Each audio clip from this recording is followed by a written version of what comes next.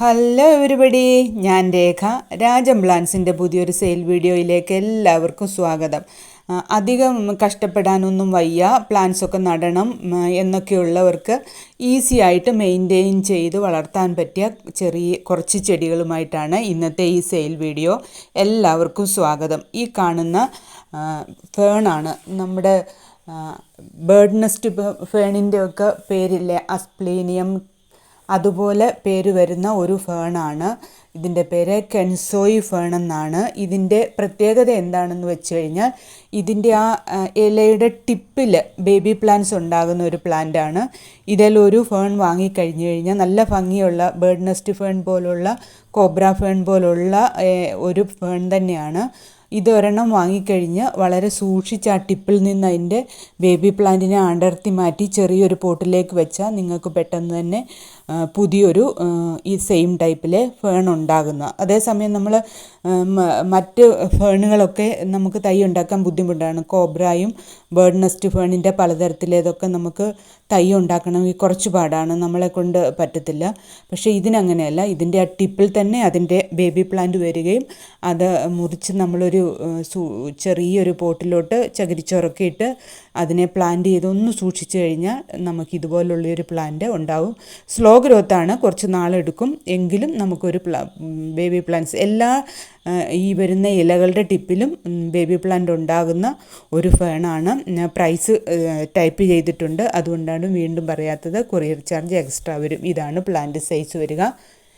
ഒരുപാട് പ്ലാന്റ് ഒന്നുമില്ല, വളരെ കുറച്ച് പ്ലാന്റ് മാത്രമേ ഉള്ളൂ. ആർക്കെങ്കിലും വേണമെങ്കിൽ വാട്സാപ്പ് നമ്പറിലേക്ക് മെസ്സേജ് അയയ്ക്കുക.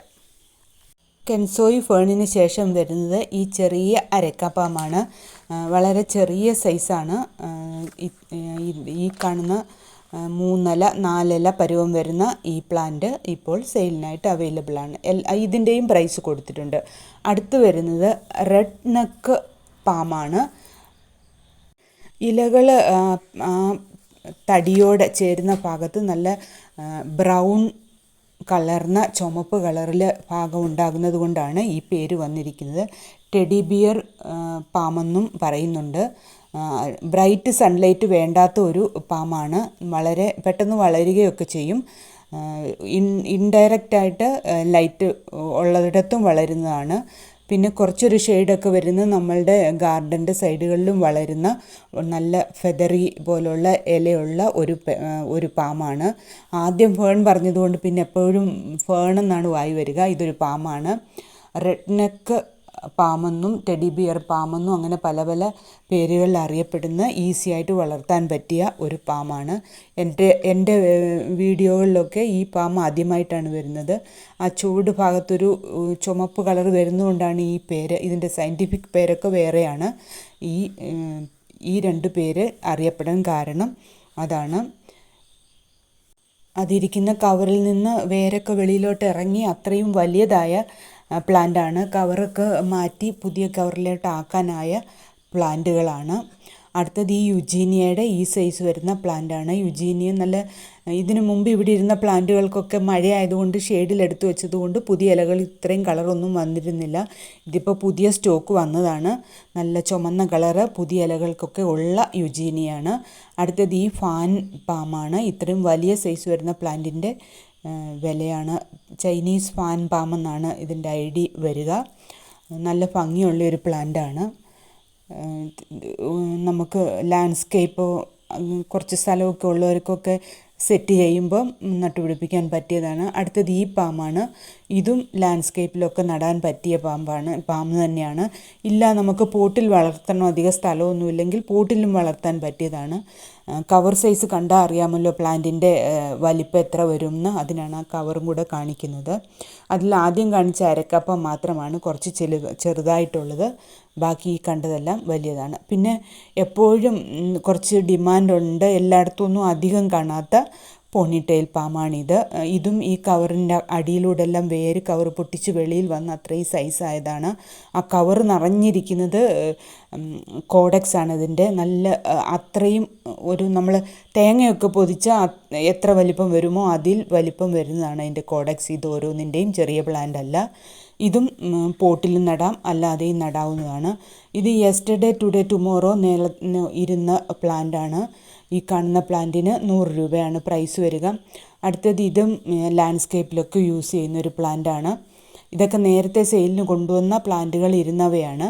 അതുകൊണ്ട് അധികമൊന്നും പ്ലാന്റുകളില്ല. ആർക്കെങ്കിലും വേണമെങ്കിൽ പെട്ടെന്ന് തന്നെ ഓർഡർ ചെയ്യുക. അടുത്തത് ഈ കാണുന്ന വൈറ്റ് മെലസ്റ്റോമയാണ്.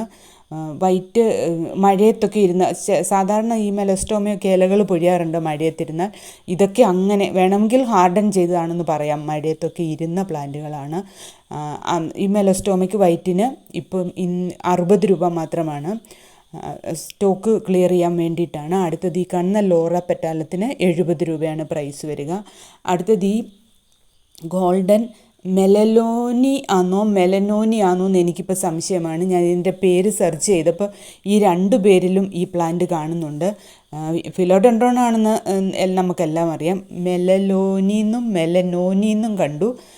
ഏതാ കറക്റ്റ് എന്ന് അറിഞ്ഞുകൂടാ. നല്ല വലിയതായ ഒരു പ്ലാന്റാണ്.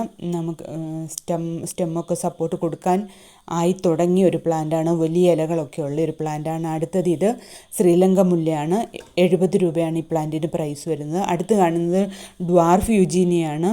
അത് പെട്ടെന്ന് വളരത്തില്ല, സ്ലോ ഗ്രോത്താണ്. പൂവിൻ്റെ കൂട്ടമൊക്കെ ഇതിൻ്റെ ഇലകളൊക്കെ ഇങ്ങനെ ഭംഗിയായിട്ടിരിക്കുന്ന ഒരു ടൈപ്പ് യുജീനിയാണ്. പിന്നെ ഈ കാണുന്ന ലൈറ്റ് കളറിലുള്ള മെലസ്റ്റോമയുണ്ട്. അത് 1-2 ഒക്കെ ഉള്ളൂ, അധികം പ്ലാന്റ് ഇല്ല. ഇത്